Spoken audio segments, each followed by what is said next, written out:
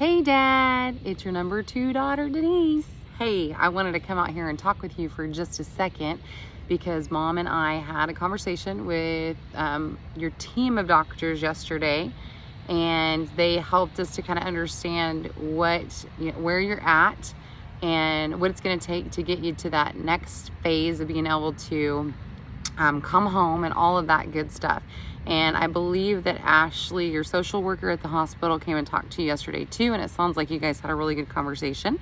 I just wanted to share with you that there are two key things that need to happen in order for you to come home, right? So that we can get back to life as normal. But first, I wanted to tell you that we all love you very much. We all miss you very much. And we all want you to get your butt back home as soon as possible.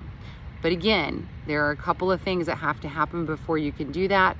And from what Ashley told us yesterday, it sounds like you are in it to win it. You're in, right? So that's really good news to hear. I know you've got some stuff going on. I can't even imagine how difficult it is for you to go through what you're going through right now. I've never had to depend on anybody. I've never had to depend on everybody in order to take care of me. Well, except for when I was a baby, right? When you guys took care of me, but I didn't remember that. So I just want you to know that we're praying for you, Bobby, Stacy, Christy, all 4 of your daughters, myself, Denise, and then of course all of our hubbies and the kids and all. I think there's like 40 of us now. We're all praying for you. We all want you to come home. We all love you very much. Mom loves you very much. And we just want to see you get better. So tap into that Danny White that we know is there. The one who's recovered through all the things that you've gone through.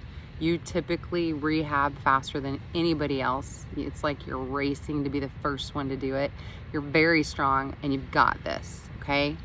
So there's a couple of things that need to happen in order for you to be able to come home. So let's talk about those because I know you really want to be able to come home. And number 1, what needs to happen is Mom needs to be able to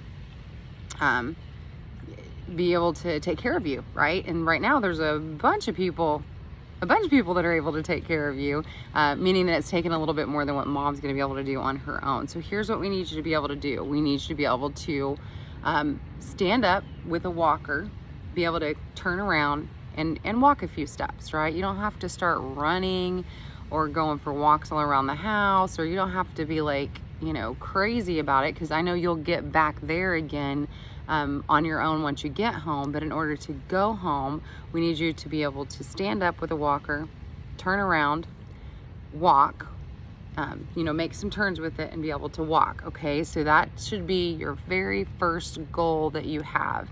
From what Mom shared, they've been giving you some stuff to help you put weight on, because another thing that you're going to need to do before you come home is be able to eat normal food, chew it, swallow it. That'll help you to get stronger. But it sounds like maybe you're getting some things right now that's making you nauseous, and that's probably keeping you from wanting to do the PT and the OT. And so the doctors and all the therapists yesterday shared with us that you're refusing therapy, not all the time, but at least half of the time. And in order for you to stay in the facility that you're in, you have to say yes to therapy most of the time. If there's 1 or 2 days here or there that you're just like, I can't do it, then the very best thing for you to do is to have a good attitude, right? Which I know that's a lot easier said than done when you feel like crap. But still, try to tell them, like, I really want to do it, but today, just right now, maybe come back in a couple hours. Right now, this hurts, or I feel like I'm going to throw up. But don't do that very often, Dad, because if you do it often, they're not going to let you stay there. And so I want you to understand what the alternatives are if you're not there. So you have to get to a place where you can walk and where you can eat. The first thing, though, is to be able to walk. So I want to encourage you, please, please, please do the PT and do the OT and do it to the best of your ability. And we've asked them if they can cut off the stuff that's making you nauseous so you can focus on this. Because at this facility, if you're refusing OT or PT, they won't let you stay there. And they're giving us 1 week for them to start seeing some progress. So you got to muster up that that thing inside of Danny White that always makes him want to kick some ass, right? You got to muster that up and start kicking your own ass with stepping, walking, moving, and having a good attitude. That always makes such a big difference, okay? So can you do that? You think you can do that? Can you do that for all of us? And most importantly, can you do that for yourself? Dad, you're the only one that can make this difference. You're the only one that can walk for yourself, that can try for yourself, that can motivate yourself and give yourself the good attitude that it's going to take. Your brain needs you to be motivated in order for you to do these things, because they're hard, Dad, but you can do it. I have no question, no doubt in my mind that you can do it. I've seen you do it so many times. Me, Bobby, Stacy, Christy, Mom, we've all seen you do it so many times, and we're so proud of the progress that you make, and just so impressed. And Manuel and Jonathan and Fred and Gerald and all of us, like, we know what's inside of you, all of the kids, right?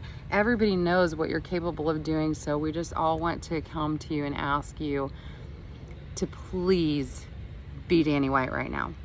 I know you were taking some medication that was making you not Danny White. It was making you think weird things that weren't true. I think we're past that now. I hope that we're past that right now. Because 100% of your brain capacity right now needs to be focused on walking. And then as soon as you start walking a little bit and getting progress there and showing the OT and the PT people that you can do it, that you're going to do it, that you're not going to refuse the treatment, then we'll get you to start introducing food back in that you're chewing and swallowing, right? Starting to put a little bit of weight back on you, right? So I say to do it in that order, because the food part for them doesn't matter as much, but OT, occupational therapy, and PT, physical therapy, if you're not doing those, they're not going to let you stay there. Okay, so that's just the deal. And here's the other deal. You can come home as soon as you can stand up with a walker, be able to turn around and walk a few steps and eat food. So if they don't let you stay at the VA, then the next step is to have you in like an assisted living place until you can stand up with a walker, be able to turn around, walk a few steps, and eat, okay? So we would rather you stay right where you're at, because your doctors really care about you. They know everything about you.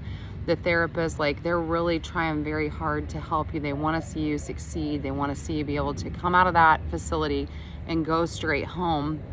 But you have to be getting some progress, and they were very clear about that yesterday, okay? So I know that's probably not what you want to hear, but you know this, Dad, and you know how to recover. I've seen you do it so many times.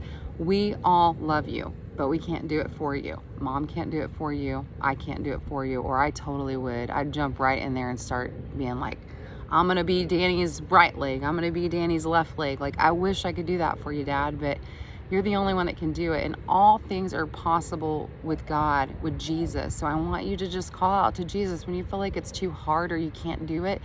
Just say, Jesus, help me. Jesus, help me. Jesus, help me to walk. Jesus, help me to eat. Jesus, help me not to feel nauseous. Jesus, help me to have a good attitude, because you have a lot of life to live, Dad. And I don't know if that's what you feel like right now or not, but the Lord wouldn't have you in this place going through all these things and all the things that you've recovered if he was done with you. I don't think he's done with you. Do you think he's done with you? You better have said no. All right. I love you, Dad. And I know you can do it.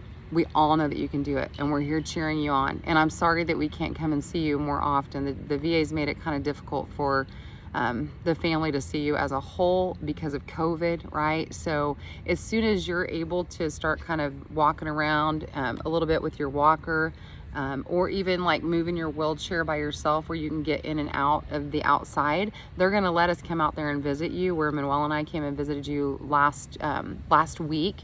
They'll let us come out there on the side and come see you, right, outside, but they won't let Mom go back there with you. So you've gotta be to a place that if you get too hot, or too uncomfortable or too tired, or you're just done talking to all of us, that you can go back inside. And once you can get to that, we can come and see you more often, which would be awesome, right? So those are the few things. Don't overthink it. Don't think there's so much that you're never going to be able to overcome it, because there's not. Step one is saying, yes, I'll do OT and PT, and to start doing it with all of your might. And then step two will be to start introducing some food. And as soon as you can do those two things, you can start eating and you can walk with a walker, boy, you're coming home. That's just the way that it is, okay? All right, I love you, Dad. I believe in you. I've seen you overcome so many things in your life. You're the strongest person I know, and you have a bunch of people out here that are rooting for you, that are praying for you. I took a video of you holding the flag the other day, and I posted it out on social media so people would say, we're praying for him, we're praying for him. And I had over 2,500 people, 2,500, that's a lot, come back and say, we're praying for your dad, we love you, we hope that he gets better. 2,500 people, and that's not even to mention all the people at our church, right? Christy has tons of people praying for you at church. All the people that I'm working with are praying for you. I actually have a friend who is a consultant that works at my company, and she said, Denise, God is not done with your dad, clearly. You tell him we're all out here rooting for him and praying for him, okay, Dad? So you're on a lot of people's mind, and you're a Marine, Dad. Pull it out of you. Remember the things that you learned in that. And you're a Christian and you believe in God. Remember the things, the promises of the Bible. Remember them. And if you can't remember them, Luke 10:19, that's your favorite verse, right? If you can't remember all of the things in the Bible, right? If you can't remember a lot of them, all you have to do is say Jesus, Jesus, Jesus, okay? I love you, Dad. Have a great day. All right. Mwah.